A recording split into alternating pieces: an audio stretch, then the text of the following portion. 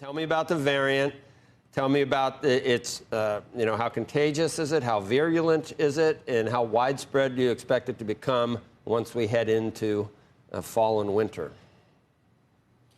Well, I don't think we're fully back. Look, B5 is now spreading across Europe. You're seeing cases build there. They're up to about 55 cases per 100,000 people per day, up from around 33 cases per 100,000 people per day 2 weeks ago. And we're starting to see cases build in parts of the U.S., so the Southwest, the Pacific Northwest, parts of the South. You're seeing cases build around the tri-state area as well, but not as rapidly. Places that had big B2 waves seem to be somewhat impervious to B4 and B5. That certainly was the experience in South Africa. They had some infection, but they didn't have a lot of consequence from it in terms of hospitalizations and deaths. Other places that didn't seem to have big B2 waves, like Portugal, had a more difficult experience with these variants. So given the fact that some parts of this country had big waves of B2 infection, particularly in the Mid-Atlantic, the Great Lakes region, the Northeast, that may be a backstop against very rampant spread of this B5 variant, at least for now. But you are seeing cases build around the country. In terms of how virulent it is, it appears to be on par with B1 and B2. It doesn't appear to be more virulent right now, but that could be a consequence of the fact that we have so much immunity in the population.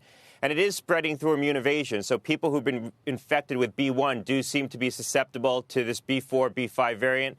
B2, again, affords a better degree of protection since these descended from B2. But a lot of people weren't infected with B2. They were infected with B1 now 6 months ago.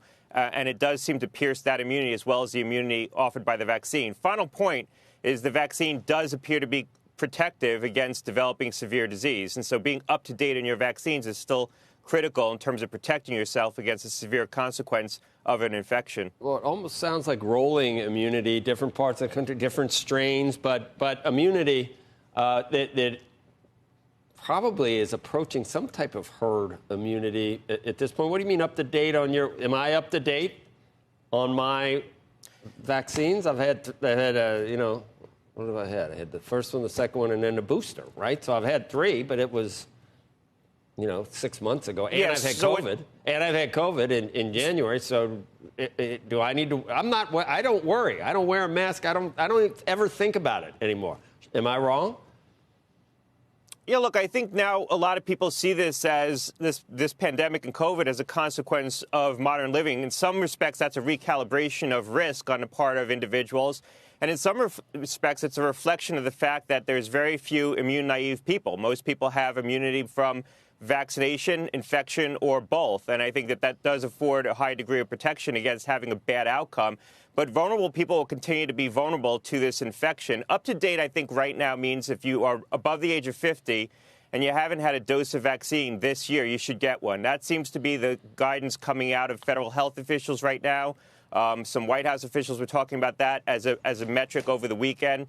So if you haven't had a booster this year, if you're more than 6 months out from your last booster, you should consider getting one heading into what is likely to be a slowly building wave of infection as we head into the fall.